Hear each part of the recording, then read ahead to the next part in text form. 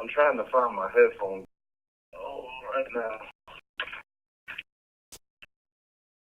Did you watch the helmet swing? Were you able to watch that video I sent you?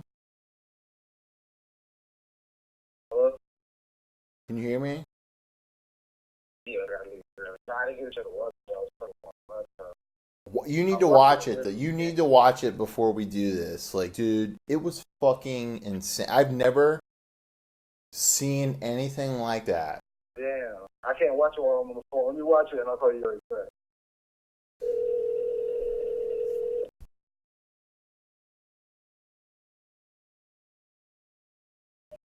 Yo. Yo, watch your head, Sammy. You gotta I watch. got you now. You gotta watch your head, Sammy. Around guys named Garrett. We don't like any of that mess. Alright, we're getting right into it. This is the Sports Savage. This is an audio only show. You might want to get used to it. We're probably gonna go to audio only as we go into the future. But you know what? That's better for you because you get more takes. You get longer discussions. You get less, less of the hoopla, more of the whatever the opposite of hoopla.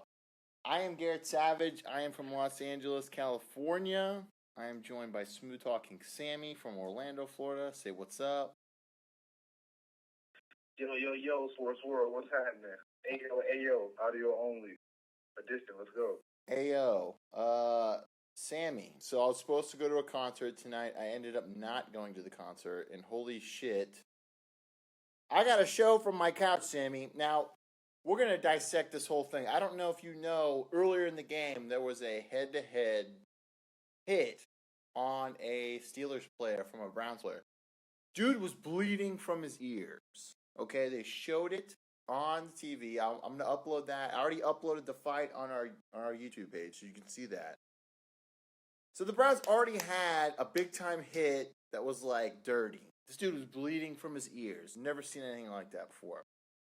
Lo and behold, last 5 seconds of the game, Myles Garrett gets in a scuffle with Mason Rudolph. The Browns have won. The Browns have won. He rips off Mason Rudolph's helmet, swings it at him, hits him, and then Mason Rudolph gets another cheap shot. Sammie, have you seen anything like this other than the movie Gladiator?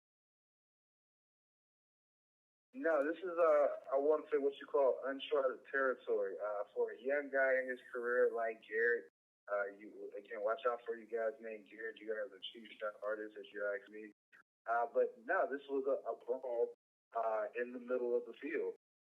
You want to say Mason Rudolph, played a role in it as far as, his antics underneath the sack or the offensive sack. I shouldn't say because he got the ball out of there.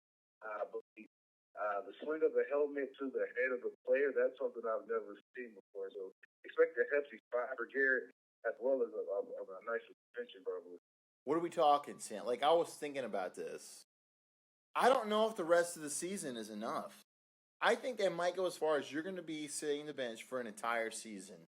So whatever this is, we aren't including the preseason next year, and whatever that is. Could you see them going that far, or do you think they're just going to do the rest of the season? Like, what do you predict as something that could happen to this guy? I mean, the NFL is a no-fun league, and they love to make examples off of shit that doesn't really matter. So, I mean, yeah, you want to stop your employees, your players from brawling on the field during a primetime game. But with that being said, sitting in the rest of the season, I feel like a lesson learned. If you make such a dumbass decision as far as to hit another player with a helmet, you'll lose a lot of game checks. But as far as going into next season, I feel like that may be a bit harsh. I feel like this may be a one-off situation in a testy game, a divisional matchup where guys lost their cool more so than you have to worry about an epidemic like football becoming hockey. Yeah, and I think what plays, because the NFL does like to play history into a factor whenever they do. I mean, Myles Garrett, he's been a pretty even-keeled guy. I mean, he's pretty quiet. Like, you really don't hear from him other than his statistics.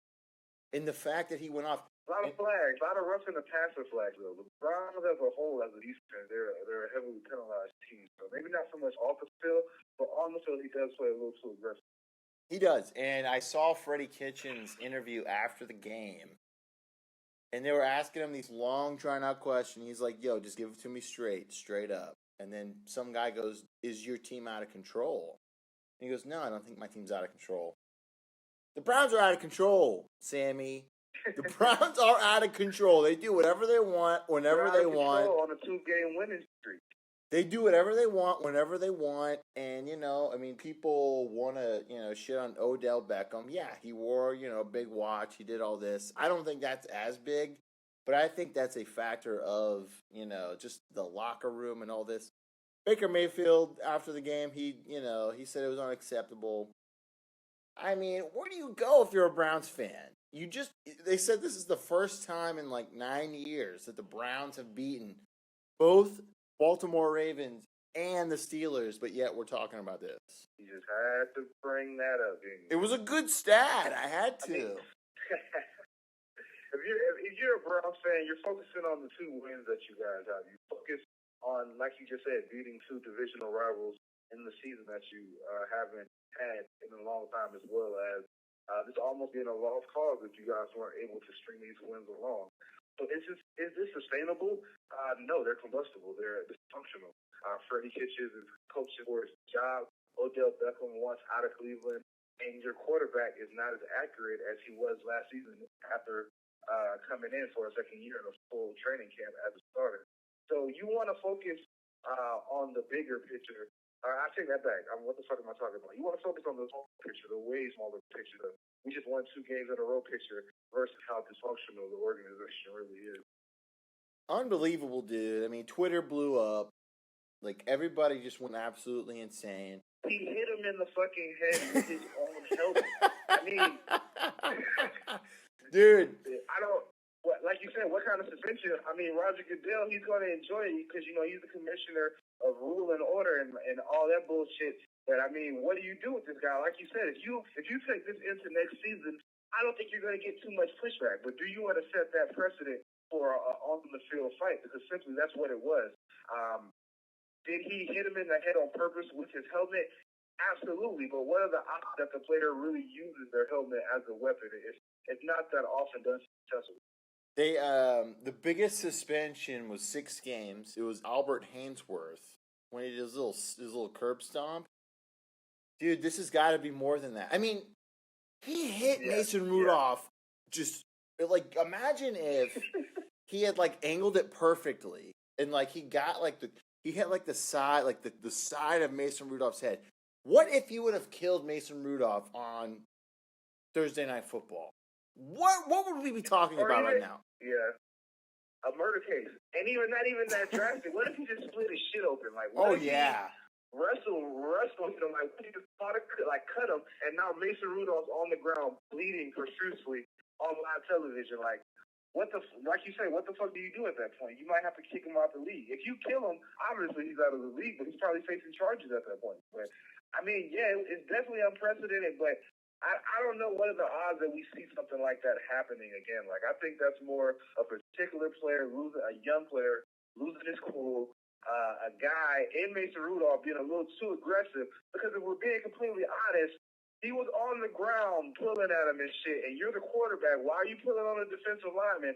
Then why are you charging a defensive lineman, but you don't deserve to get smacked in the fucking head with a helmet? You know what, Sammy? Everyone deserves their day in court. Thank you for backing up Myles Garrett, who's walking the plank. But I guess, let me ask you this. We're going to add a whole different kind of monkey wrench into this situation. What if that was Brady who got hit in the head with the helmet? What if that was Saints quarterback? What if that was Drew Brees? What if that was Patrick Mahomes? Is the punishment amplified? I mean, are we completely over the edge on it then? Listen, I love when smart people ask questions they already know the answer to. You already fucking know. That's a great point. I didn't even think about that. If that's Tom Brady, you're fucking gone, Myles Garrett, for the rest of this season and probably into next season. If that's Patrick Mahomes, you're gone for the season. You're right. The only reason I'm looking at this shit like, it's not that bad, it's unprecedented, is because it's Mason fucking Rudolph. If it was Ben Roethlisberger, it's probably a bigger deal. That's a great fucking point. Thank you. Thank you for my great point. My GFP, if you will. Yeah, GF fucking P, bro. Yeah, dude, I mean, I haven't seen anything like it, and I have a sinking suspicion, and I'm not proud of this. I'm going to call it correctly, and I'm not proud of it, but I slowly see the NFL turning into the WWE and it's not going to happen overnight. It's not, but it's theatrics, it's the referees, it's all this outside chatter. Eventually, it won't get that bad, but that's just one of my little premonitions. I think the NFL is going to be a little more controlled, as it already is now. Oh yeah, you can definitely see the theatrics coming. So that's a pretty hot take. But I mean, after this, the sky's the limit because if you're Mason Rudolph, you were playing a terrible football game, and yeah, you're not going to be remembered for that terrible football game you're playing. But now you're known as the guy who got hit with his own helmet. I mean, geez. Yeah, I mean, if you're the Steelers, you won tonight. Yeah, we lost because our quarterback got his own helmet thrown right back in his face.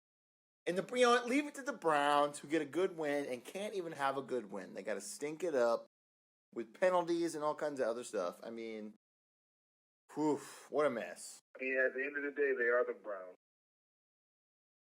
So I guess we'll move on from Helmet Gate. NFL weekend. I want to get into Cap. So Cap gets some secret message that he's got to, respond within 2 hours, like he's in Mission Impossible. He doesn't know anybody who's going to be at the workout, but he has to be there at a certain time, and he had to say yes or no within 2 hours. What's going on? What's going on here, Sammy? I don't know if this invite came from Roger Goodell himself or Jay-Z. It's really fucking spooky. I don't get it. Nobody works out on a Saturday for teams because they have pretty important things coming up the following day, like the actual games, the most important thing of the week. So there aren't going to be actual head coaches or GMs at this workout. Nobody gets a fucking 72-hour notice for their workout. And the big point that I want to make that nobody's bringing up, yes, Kaepernick made some moves that were a little questionable while he was trying to negotiate a job in the league with Dolphins and the fucking Castro comments and the fucking pig fox and the shit with the Baltimore owner and Ray Lewis and his girlfriend making those comments. But with that shit being said, he's not a criminal. He didn't break any fucking laws. He didn't do anything wrong other than make a stand that the NFL was against at the time. So he shouldn't be treated like a guy who sold a bunch of fucking drug tests or broken the law or did time or maybe had a dogfighting ring that he ran with his fucking cousin somehow while he was being a quarterback in the league. He did none of this shit. So I don't understand the weirdo stipulations. If a team really wanted a good look at him, they'd invite him in for a private workout. So I don't really know what this is other than the publicity stuff. Yeah, I mean, it's a win-win for the NFL because they're like, oh, we gave him a shot. Even though it was a shitty shot, even though it wasn't a shot we'd give anybody else, we give them a little more time, a little more preparation. We give them a little more information about, because, if okay. Oh, so all 32 teams might be there. But if you're going to be, selected by, maybe the Chiefs, maybe Baltimore, maybe somebody, maybe Carolina, somebody who needs maybe you want to do a little more athletic prowess. Maybe you want to focus on certain things a little more than the other stuff. But no, we want to see everything you got, and you better have it all, because if you don't, then, it'll just be in a pass. I think he's getting the short end of the staff. I'm glad he's getting an opportunity. I think someone will sign him after this. Guaranteed. I don't know where, Sammy. Where are some possible landing destinations for your boy Cap and my boy Cap? We're looking at the Chicago Bears that they have the nuts to get out of the Mitchell Trubisky business. We have a LA Chargers team on the low that has an Asian quarterback that's looking a lot like Eli Manning. There's a couple of them from it. The Dolphins, if you could go over the bullshit comments he made, there's definitely room there for a starter. If they're not going to give Rosen a chance. So there's opportunities there. But if I'm Colin Kaepernick, I'm showing up to this shit show Saturday, and I'm not working out. I'm interviewing with every personnel for each organization. I'm letting them know where my head is mentally, physically, where I'm at. And if you guys want to know more as far as my quarterbacking skills, you can invite me into your facilities for that. But I'm not going to come there with the idea that I'm going to put on a show for Roger Goodell or the NFL. The NFL has no capability to sign me to any team. It's going to be an individual organizational decision. So yeah, I can go show face and I can jick and jive, like you want me to do. But it's going to be a give and take. I will go there, I'll show face, but at that point, I'm going to get a private workout, which I can actually get a chance to be a starter in the league, which I feel like Cat can be. Sammy, I love that take, but at the same time, it's very easy for me or you to say, "Oh, if I was in his position, this is what I would do." True. He knows he has to go out there. He knows he has to do everything they want to say. And this is going to sound like a crude term, but it is what it is. It's a monkey dance situation for the NFL. You're going to do what we want you to do when we say you to do it because this is your only chance. And I feel very bad for Colin Kaepernick because he has gotten blackballed for something that is so stupid. And as someone who's been in Afghanistan, the whole kneeling for the flag thing, I talk to veterans. No one says, "Oh, well, there are a few, because, whatever." But for the majority, for me, from my perspective, no, there was no disrespect there at all. He learned it from a Navy SEAL, Nate Boyer. Hey, you should kneel during the flag. And then, people just completely turn it upside down. And this guy who's got... ignore that. And this guy who's got all the talent in the world. This guy went to a Super Bowl. Are you kidding me?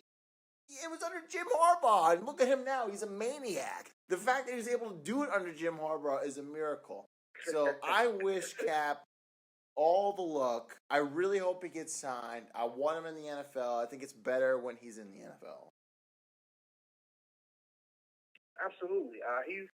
He's going to get a job if the NFL is sincere with their intentions.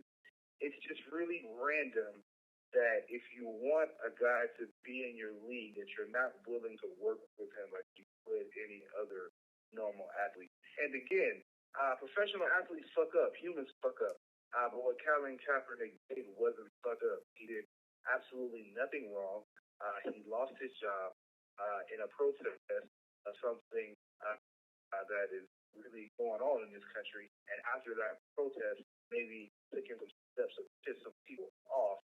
But that being wrong is subjective. The fact that he's not one of the top 64 quarterbacks in this country or on this planet is not. So definitely being blackballed. And this is a step above being blackballed, but it's still not the quality that someone of Colin Kaepernick's talent deserves. And I tell you what, one of the worst things about Colin Kaepernick not being in the NFL, we've had some shitty NFL Super Bowl halftime performances.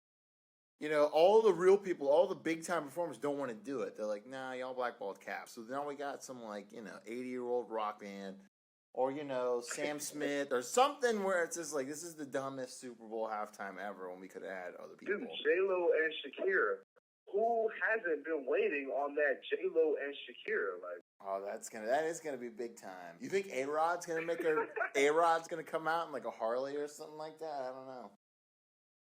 I mean, he is the new king of Miami. I don't know how that really worked out other than him being, Latino. But yeah, I mean, Jenny from the Block and Shakira. I don't know how Jay-Z equals that, but I don't know, man. This whole story is fucking weird. I don't understand how the media found out around the same time that Colin Kaepernick found out about his workout. It's just all fishy. Yeah, I don't like it. But I hope he gets signed. I hope he's in the NFL. I mean, you can see. You telling me Colin Kaepernick couldn't have played better than Mason Rudolph tonight? Pittsburgh had 4 turnovers. Dude, they had 4 turnovers. And I tell you what, Colin Kaepernick, he wouldn't have taken that shit. Right. No, he would have connected with Myles Garrett. Oh, he wouldn't have went out like no pump. He would have jacked him up. And if you're Mason Rudolph, I don't know where you go from here. I mean, if you're Ben Roethlisberger, you're the only person in that locker room who really has uplifting feelings about their future. But man, Mike Tomlin, he went from the hot seat to possible coach of the year, and I feel like at this point he has to be at least lukewarm. Like, you have to realize you have a top 5 coach in your organization, and this is coming from a Ravens fan. But maybe looking at your general manager, like, geez, well, what the fuck made us think that Mason Rudolph was even effective? Yeah, well, Mason Rudolph, they were 5-4. I mean, they were still in the hunt at that point. I mean, it's not a I got a hot take alert for you. I just thought about this stuff. Give it to me. Should Mason Rudolph really still be playing this season? After that fucking hit he took to the chin by Earl Thomas, real football player of Baltimore Ravens. That was pretty gruesome. We thought he died for a second.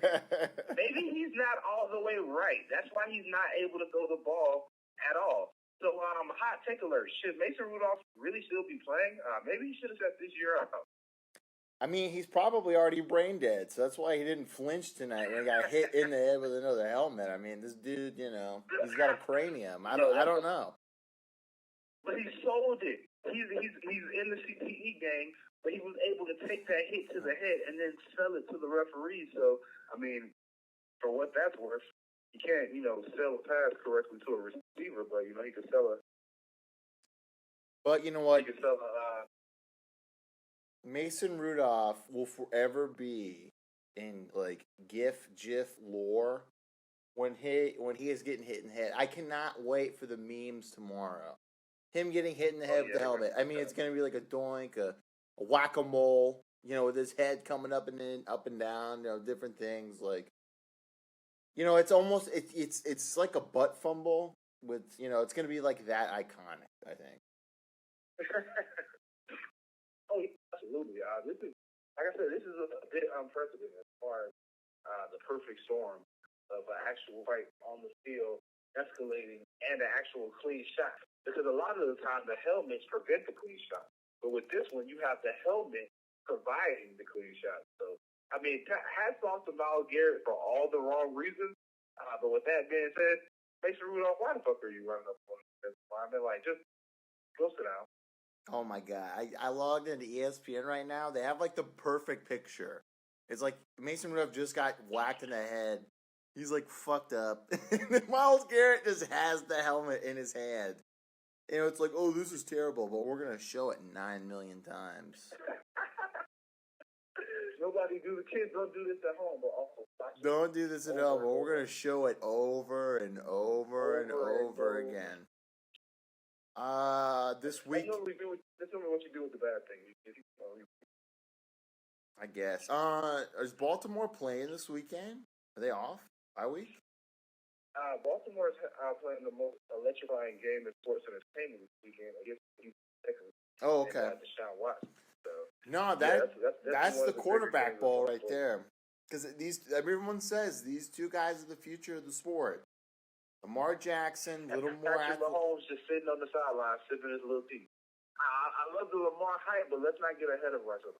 Why not? Patrick Mahomes is amazing, and but they're playing the Texans. He's not playing. He's playing. What's his face? Deshaun Watson. Yeah, no, I'm saying it's definitely the Lamar Jackson future of the NFL, and Deshaun Watson is right now. But I don't want Patrick Mahomes to be forgot about because that's not a guy we should sleep on. So I was just speaking in the sense of the future of the top quarterbacks, a.k.a. the black quarterbacks of the league.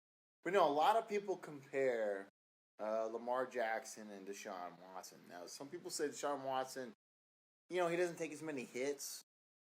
He's a little safer with whatever he does. Lamar Jackson's a little more explosion.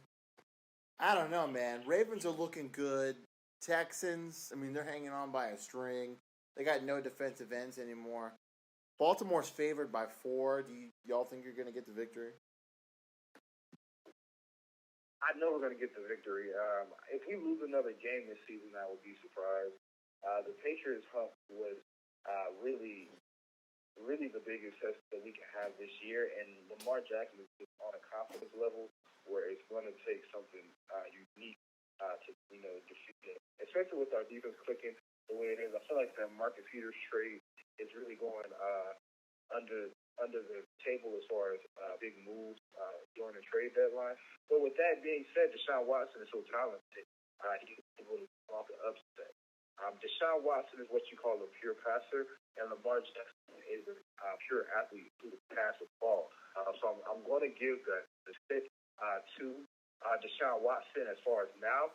I just feel like Lamar Jackson's development is on such an accelerated level that he has the ability to surpass, if not reach, a Patrick Mahomes or a Deshaun Watson.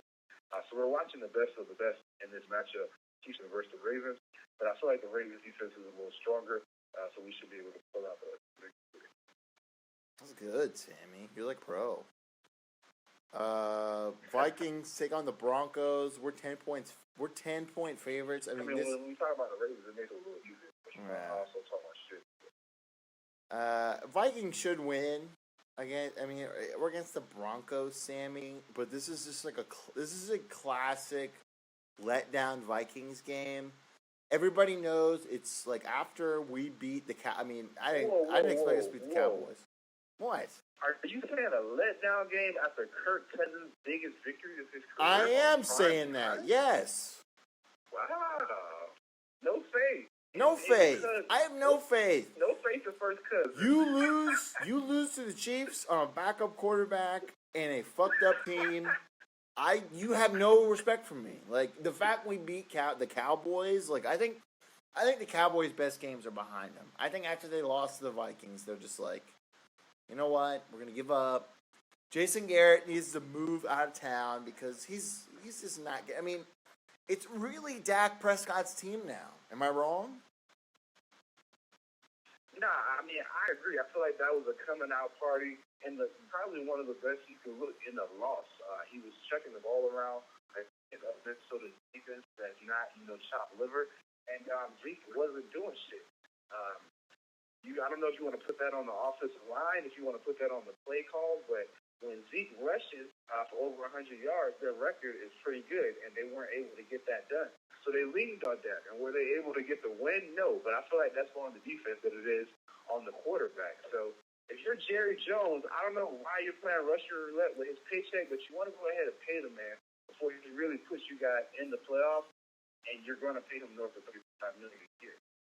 What if Dak was like, peace out, going to Denver. Peace out, going to Tampa.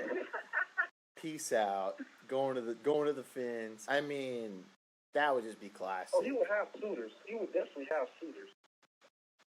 You know, I hope so. I don't know, man. Like the Cowboys, I think they're done. I think they sizzled out.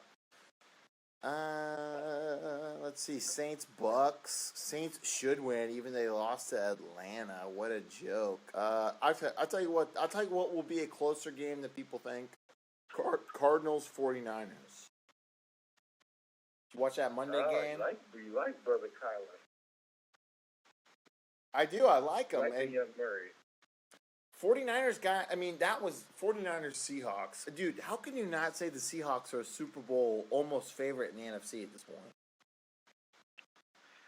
I mean, yeah, Russell Wilson, he stole the MVP right back from Lamar a day later with that performance he had against the 49ers. And if you're Kyle Shanahan, one of the more slept on storylines of that game was clock management. I don't know if you remember that last possession that the 49ers had, but they ran off maybe 20 fucking very Atlanta Falcons Super Bowl-esque and allowed Seattle to get the ball back in overtime. So that was really fucking sketchy. But other than that, yeah, I mean, Russell Wilson was amazing. Man, he's great, dude. It's fun to watch him play. I remember when he went to Wisconsin and they had a really good year. And I saw him when he was at NC State when he played Florida State. And he was always a troublemaker. I mean, good for the Seahawks. I'm happy for them. I mean, I would be nervous if the Vikings played them just because Russ is just playing on a different level right now. But let's see, what do we got here? That's about the biggest NFL games. Bengals Raiders. People think the Raiders are gonna make a move. I like watching the Raiders. You watching the Raiders this year, Sammy? Yeah, I mean, I'm almost just as surprised as everyone else with their success. John Gruden has proven that although you can support coaching if you're good at it, you're still able to motivate players to start them. So I'm actually surprised at their moves. I still think the relationship between him and Derek Carr, but they're winning games like that. It's definitely an interesting watch. And Josh Jacobs is looking like a first-round runner. Astros were stealing signs during a year they won the World Series, Sammy. So, for anyone who doesn't know what this was, they had a camera at midfield, and then they would see what the sign was. And for certain pitches, they would like bang on trash cans, make certain kinds of noise. And now, whether that helped or not, they won the World Series that year. What should the punishment be, Sammy? I mean, in my heart, I want them to go the NCAA route and strike the world or strip the World Series from someone. But what does that mean in professional sports? What's done is done. They said the maximum fine in MLB is $2 million. So that's pissing in the ocean. I don't really know what that's gonna fucking do. But you have to make some form of example out of this. I mean, you have to let the other team know that if you are caught cheating, there will be severe punishment. And they were cheating in a playoff run, in a World Series title run, looking back on it. And I mean, the numbers that they were given for some of those results of those games, based on the home field advantage when the Astros were at home, when they were quote unquote stealing signs, it's substantial. So you have to do something, but other than public shaming or fine, I don't really know what more you can do. I mean, you got to strip the title from them. I think. I mean, if it's proven that they were calling pitches out, I mean, it's an obvious advantage. And maybe people have done this before and they just haven't been caught. But I mean, that's like stealing, signals in football almost. Like when a certain play is going to be run, of course you're going to be able to, defend it perfectly. I mean, this is a huge scandal, and I think it's only going to fester. And I think MLB loves it because they got nothing to talk about during, in November. No one talks about baseball in November. They talk about Cy Young winners.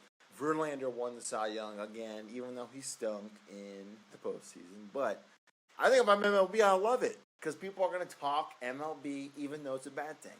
No such thing as bad publicity. Oh, yeah, and I mean, another GP, we're definitely talking about baseball in November, and when do they do that? But with that being said, I mean, if you're playing Kershaw, how do you feel about this? If you're the Yankees who lost in that pennant, how do you feel about this?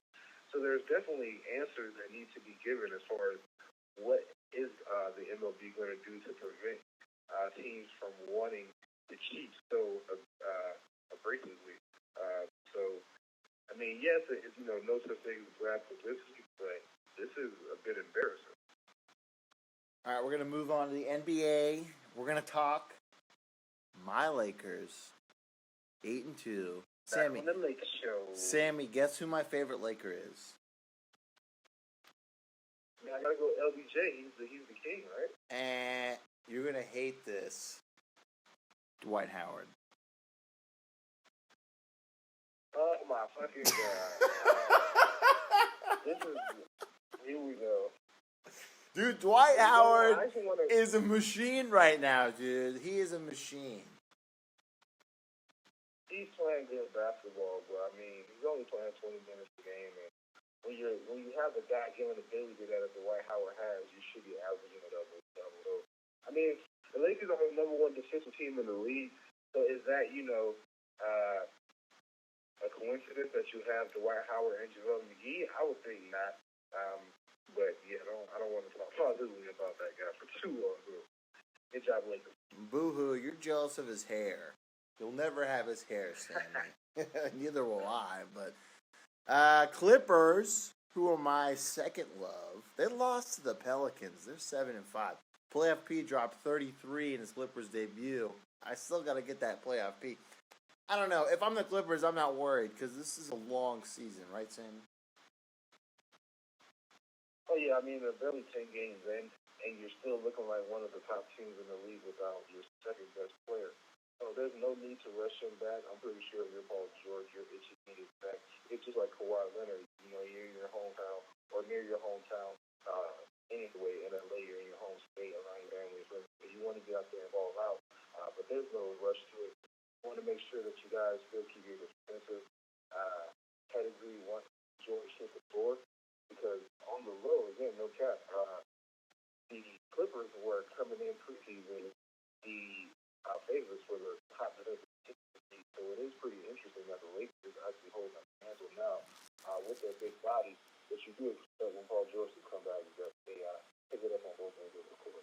All right, Sammy, this is breaking news. Did you know Carmelo Anthony was signed to a team?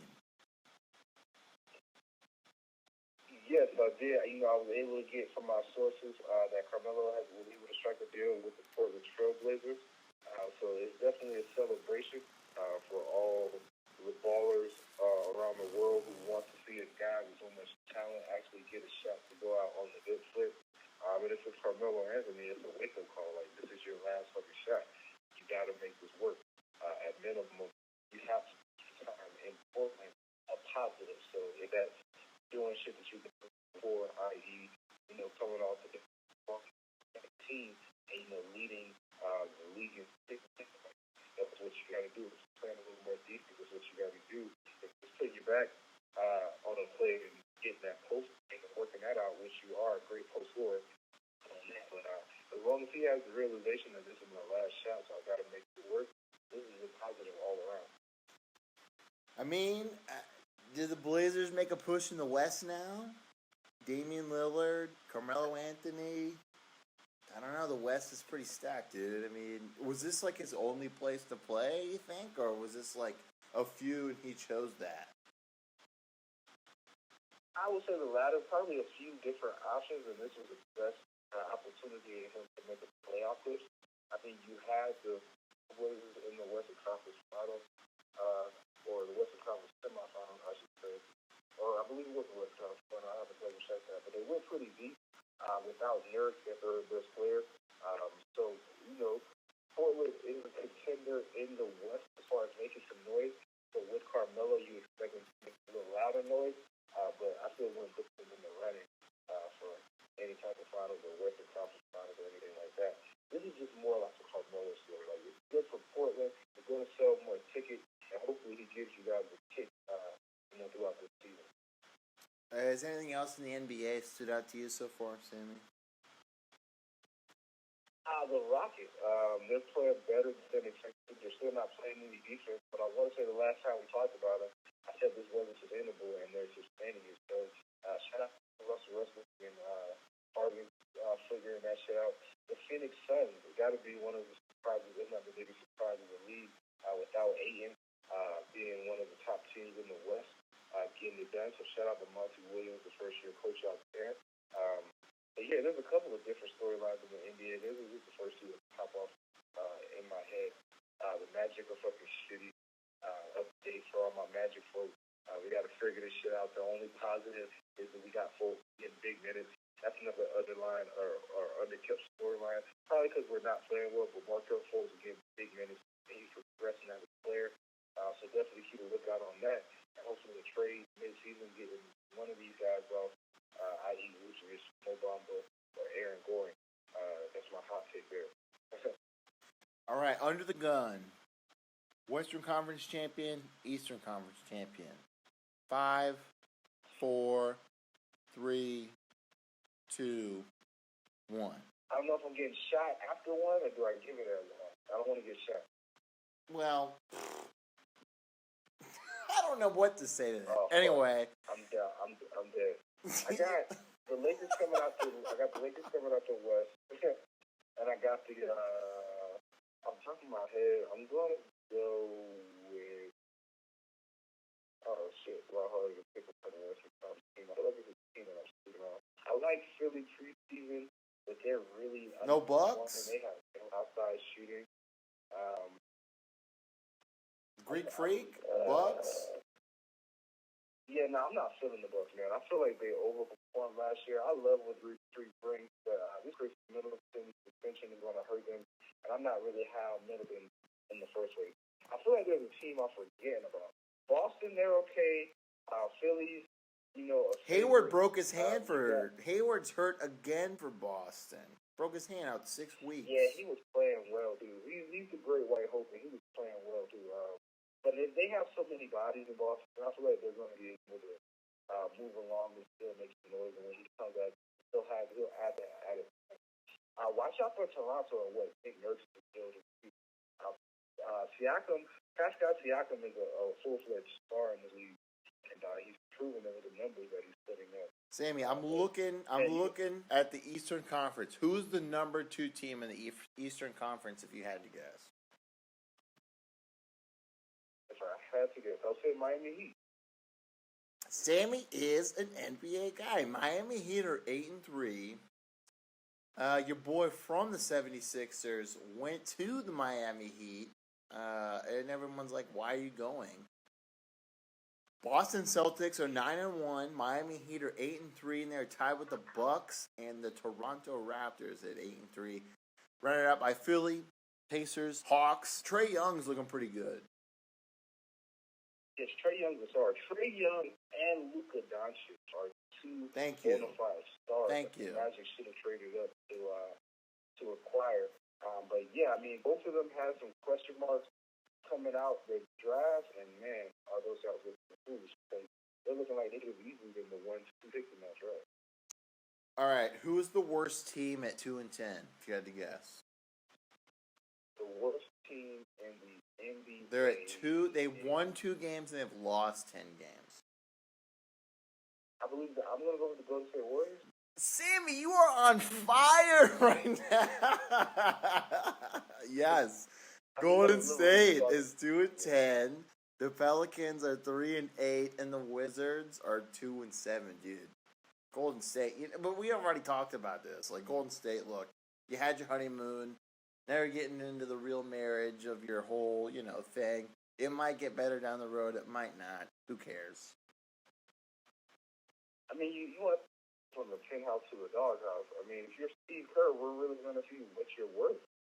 You got a lot of young guys. You got an injured Steph Curry, which for some sort of reason you're trying to bring back, like they have some of the players for this year. But yeah, I mean they're inspired. But with that being said, coming off the 4 or 3 championship that you had, be thankful for what you had and the rest of your guys, because this is going to be your season.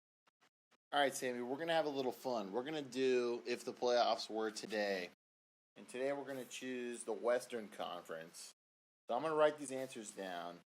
Now I'm going to give you the 1 seed, whatever. And I want you to tell me, based off right now, who's going to win. So this is if the playoffs were today in the Western Conference. Number 1 seed, Lakers versus the Mavs. Who you got?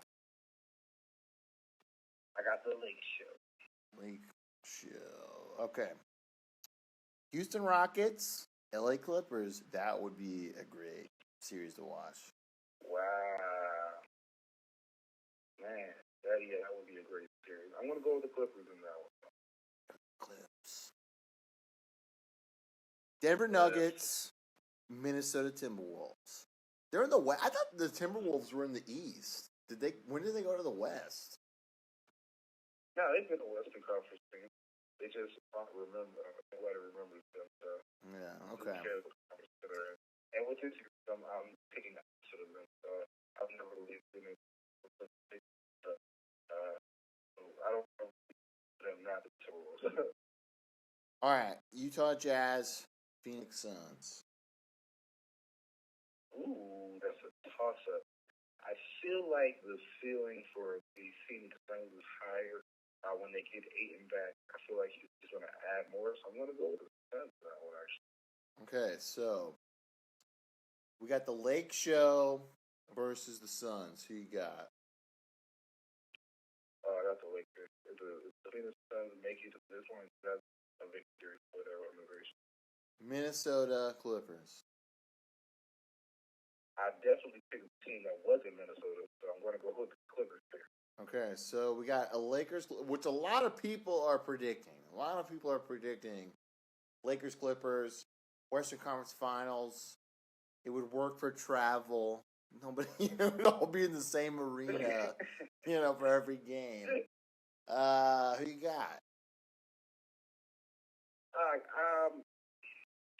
Preseason I would have had the Clippers, but right now I like the Lakers' trajectory. If they stay healthy, I feel like they beat the Clippers in a 7-game series. I'm having so much fun with this. We're going to Eastern Conference too, Sammy. You're doing awesome. All right, so if the playoffs were today, we have the Boston Celtics versus the Orlando Magic, baby. Hold on to that 8 seed. Hold on. Don't ask the question. Don't ask the question. You already know the answer. Don't ask the question. Don't say it. Next series. Don't say. All right, fine. The Magic will somehow upset. 1 versus 8. Okay, so anyway, I like the other one better, I think. Anyway, Miami Heat, Atlanta Hawks. Ooh, that's another interesting series. I'm going to go with the Heat. The Hawks are still too young to really win a playoff series, so I'll go with the Heat on that one. I don't even like any of it. Bucks, Pacers. Bucks, easy. All right, this would be a sneaky good matchup. Raptors, 76ers. Ooh. The 76ers have more talent, but I feel like the Raptors will be better coached. I'm going to go with the upset of the Toronto Raptors in that series. I'm very underwhelmed with what they have provided me in this 10 game. And it may be a little too early to say that, but that's what this whole segment is about. So, yeah, I'm going with the Raptors. Magic Raptors, which would be the worst. Rematch. Don't ask. You already know how I got. No Kawhi. Fuck out of here. All right. Magic are cruising to the Eastern Conference Finals. I just said it could be two 7-game series, but we win them both. Heat Bucks. Heat Bucks. Ooh, I like that one actually. I'm gonna go with Giannis. Giannis will be the most talented player in that series. So I'm gonna go with the Bucks. Okay. Magic Bucks. Giannis is again the most talented player in that series. I'm gonna go with integrity over my heart, and I'm gonna say the Bucks. Dude, you should have said you've got Magic this whole time, and you're not gonna go Magic to the finals. Giannis is better than oh my Pascal god, Siakam. I don't understand you, Sam. Anyway, so it's the Lake Show versus the Bucks. Would that be a finals you'd want to watch? Yeah, because I feel like the Lakers will win that, and I'm all about the narrative of LeBron winning 3 different championships with 3 different teams. That would be some shit that hasn't happened before.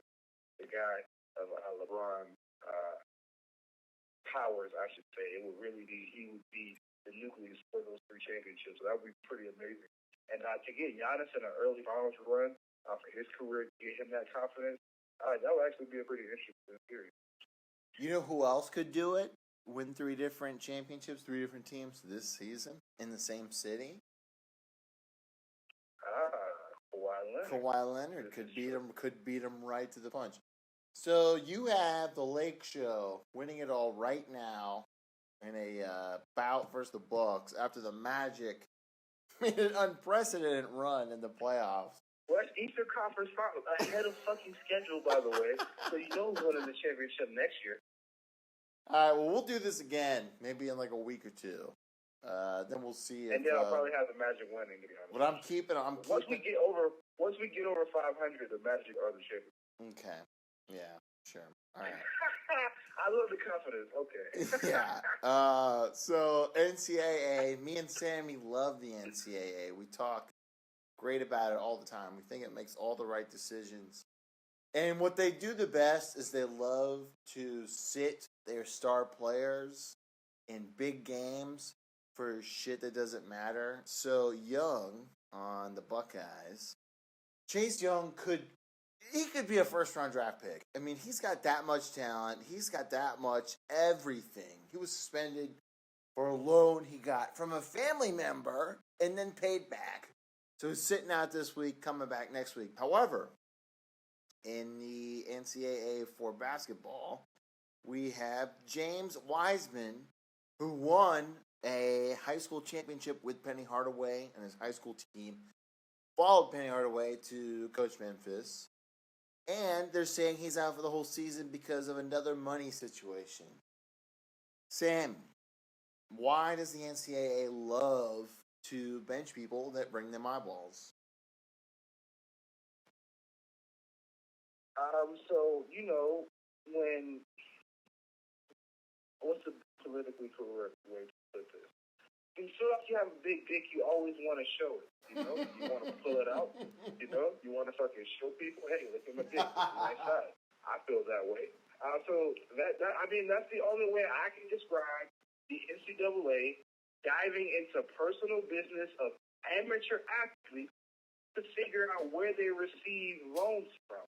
In the case of Wiseman, I believe it was a loan he received to take some action in his personal life that he repaid. So did he benefit from this loan? Yes, he did. But like most Americans who are able to receive a loan from someone, they benefited from it. So I don't really get it. The Chase Young situation is even worse because I feel like he was trying to have like his girlfriend or something flown out or some meaningless bullshit. So hey, maybe this is, oh man, we got to let these guys make money for their likeness, but let's not ever let them forget that if you ever do anything before you step on this fucking campus and we start pimping you for your talent, you better tell us about it.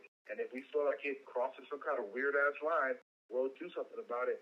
So I don't know, I don't feel like the NCAA is dick that big because they're fucking bullshitters. But obviously they feel like they got to whip it out every now and then. I think they're about to hit cold water pretty quick, and I don't think they're going to pull that cock out, Sammy. Once all this, all these, pay for play kind of stuff. But I mean, we're asking these kids, okay? They're, how old are they when this stuff goes down? 16, 17, 18 years old. We're asking them to make business decisions at 16 years old when something may or may not happen. I couldn't make a business decision when I was 16 years old. I had a pretty decent upbringing. I don't know anybody who's, if you're focused on athletics your entire life and then something happens where you're like, oh, this is easy, in and out, no problem. Okay, I'll get a few bucks, whatever, no problem. It's ridiculous, okay? You're telling me a kid can't take a loan? Anybody can take a loan. You're asking these kids to give up their rights as a citizen just because, oh, well, it doesn't, we don't like that. It doesn't make us money. It's terrible. I hate to see it. The only reason I like the NCAA is because they made it EA NCAA football. I am ready for whatever else. NCAA can burn in hell because all they do is exploit players for cash. And, now, the more people know about it, the more open it gets. But at the same time, it's just like nobody can do anything about it because they're at the top of the hill, man. Yeah, I mean, it's a monopoly. The NFL, they have a free minor league system that they go through with the NCAA. But it's just amazing how and when they decide to impact the player's life. After having them make a decision to come to this university and just to tell them, hey, the whole reason you're here, you can't take part in. It's bullshit. Yeah, dude. I feel for the players, man. Like, I got a notification today. It was from MLS. It was a 14-year-old signs with MLS team to be a goalie. That would never happen in football. That would never happen anywhere else. You can't make money. Baseball, soccer, all these, let's just say it for what it is, white-related sports. Golfing. You can get signed at a 14-year-old and you can start making cash.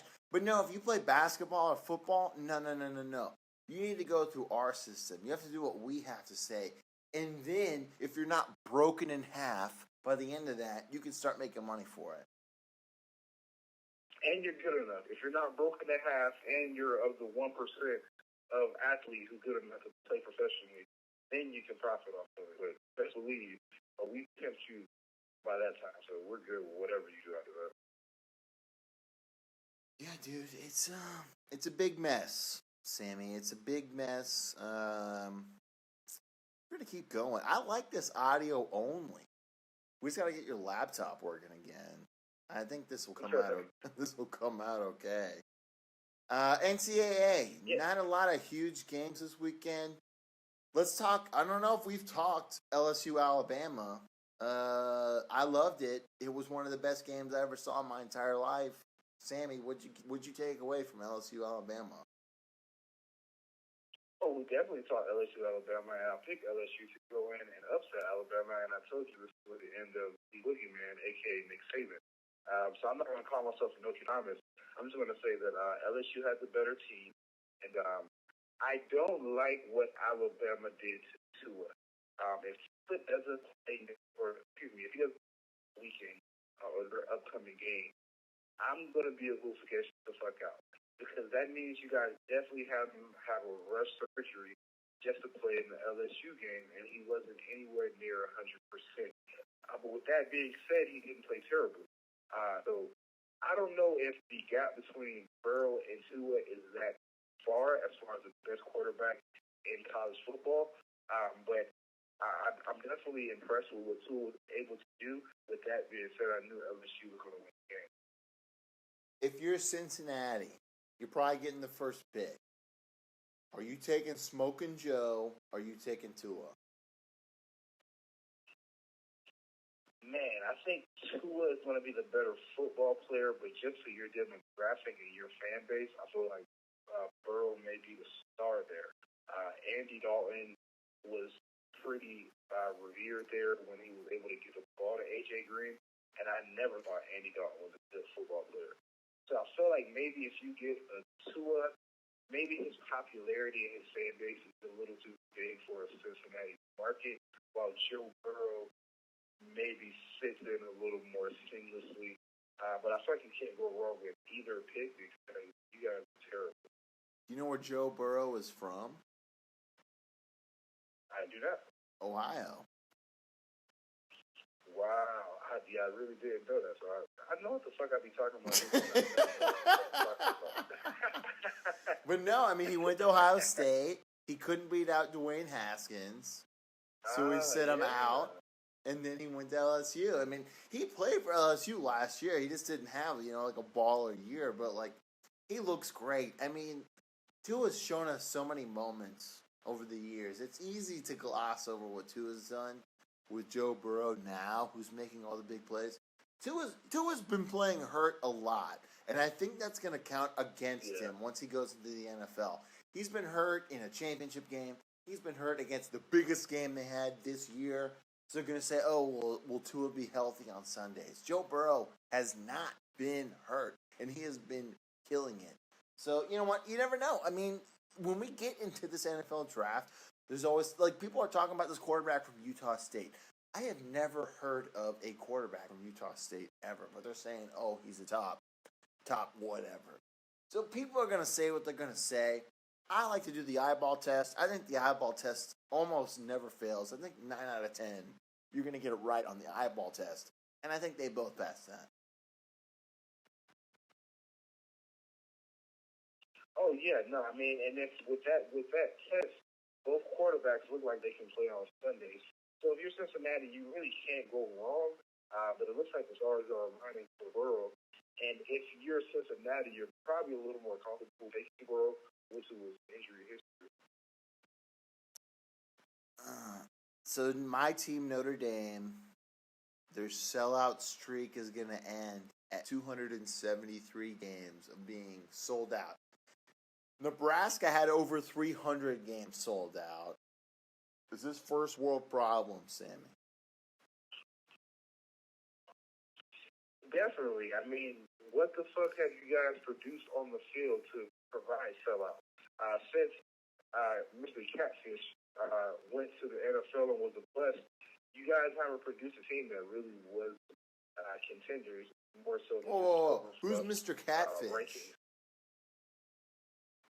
I'm sorry, Mr. Taylor. I'm sorry, Manti Taylor, a.k.a.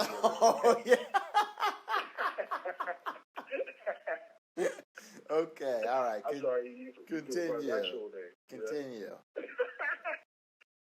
But yes, so, I mean, Notre Dame has always had a devout, no pun intended, fan base. So it's a little sad to see the streak broken. But with that being said, there's no playoff contention going on in South Bend, so I'm not mad at those things.